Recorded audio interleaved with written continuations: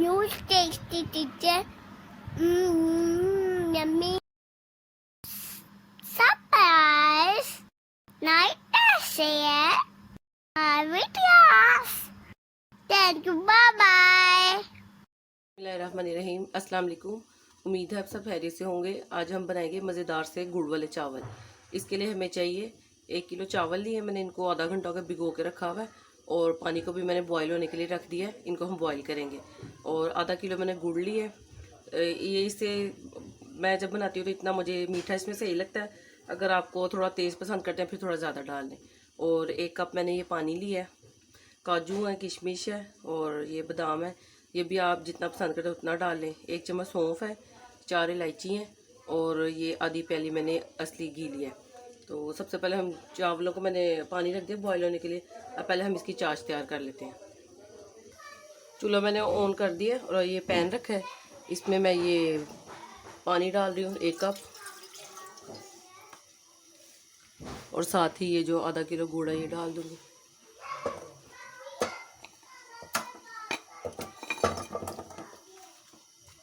और साथ ही इसमें ये मैं सौंफ डाल दूँगी। अब जब तक ये गुड़ मेल्ट नहीं हो जाता इसको हम पकाते हैं, इसकी चाश को तैयार करते हैं। और दूसरी तरफ अब चावल हम बॉईल कर लेते हैं। तो देखिए पानी हमारा बॉईल हो गया है। खुले पानी में इसको हमने बॉईल करना है। अब इसमें मैं चावल डाल देती हूँ। 1 कन्नी रख के हमने चावल को बॉईल करना है।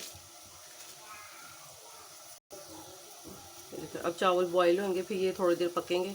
जब इनकी ये कन्नी रह जाएगी फिर इसको मैं ड्रेन कर लूँगी।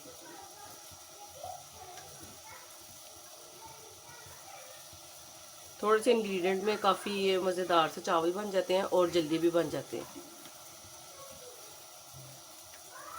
देखिए चावल बॉईल हो रहे हैं। ये थोड़े से भी गले हैं। अभी ये ज़रा और अच्छे से गल जाए, जैसे कन्नी इनकी रह जाएगी फिर इनको मैं निकालती हूँ।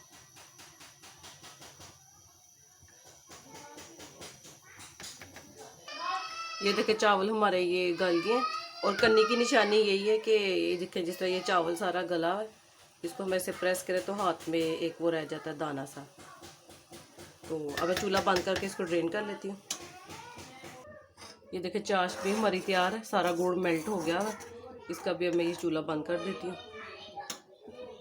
तीली दोबारा मैंने चूल्हे पे रख दी है।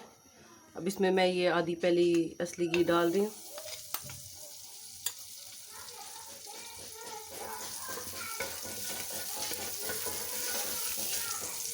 ये मेल्ट हो जाता है फिर इसमें इलायचियाँ डालती हूँ मैं। घी मेल्ट हो गया, इसमें मैं ये इलायचियाँ डाल रही हूँ। और इलायचियों को खोल कर डालें, इससे ज़रा उसकी खुशबू ज़रा ज़्यादा आती है। लो फ्लेम पे इसको बाद 10 सेकंड के लिए इसमें मैं फ्राई करूँगी इलायची को। अब इसमें ये जो चाश बनाई है गुड़ की ये मैं डाल दूँगी। इसको हम छान लेंगे।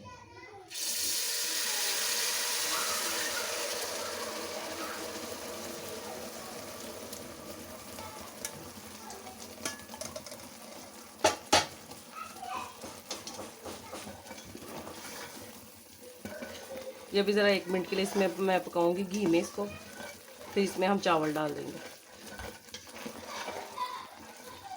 देखिए चाश अच्छे से ये बॉईल हो गई है। अब इसमें मैं ये सारे चावल डाल देती हूँ।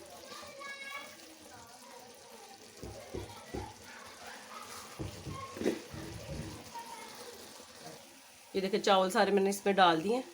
अभी इनको हम मिक्स कर लेते हैं अच्छी तरह चाश में। और इसको हम मीडियम फ्लेम पे रखेंगे, लो नहीं आपने करना। इसमें मीडियम फ्लेम पे रखें ताकि इसके जो चाश है इसमें जो पानी है गुड़ का वो खुश्क हो जाए। जब वो ड्राई हो जाएगा फिर हम इसको दम लगा देंगे।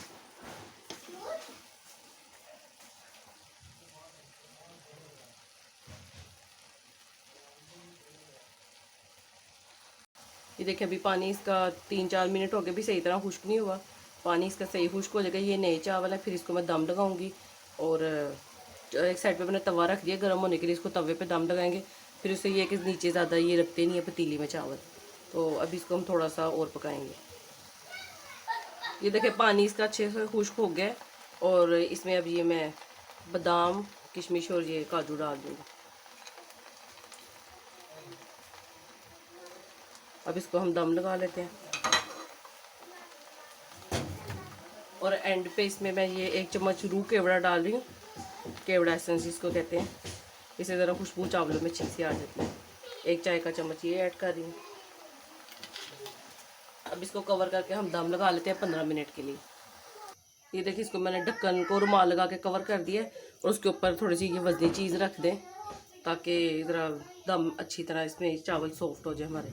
तो अब 15 मिनट बाद चावल डिश आउट करती हूँ, फिर आपको दिखाती हूँ। 15 मिनट हो गए हैं दम लगाए हुए। अब हम चेक कर लेते हैं एक दफ़ा चावलों को। ये देखें, चावल हमारे तैयार हैं और देखें नए चावल और खड़े खड़े चावल हमारे बने हैं। लेकिन अभी मैं इनको खोलूँगी नहीं। जब भी आप चावल बनाएं तो 5 या 10 मिनट के लिए इसको हल्का सा ऐसे ढक्कन इसका टेढ़ा करके रखें ताकि वो इसकी स्टीम सी निकले। तो फिर चावल हमारे ना टूटते नहीं हैं। गर्म चावल जब भी आप इसको डिश आउट करेंगे वो टूट जाएंगे। अब 5 या 10 मिनट बाद इसको मैं निकालती हूँ डिश में, तो फिर आपको दिखाती हूँ। ये मज़ेदार से हमारे ये गुड़ वाले चावल तैयार हैं और मैक्सिमम आधा घंटा लगा इनको बनाने में। तो आप इस रेसिपी को ज़रूर ट्राई कीजिएगा और कमेंट करके बताइएगा ये कैसे बने। अपना बहुत ख्याल रखिएगा, दुआओं में याद रखिएगा। अल्लाह हाफिज़।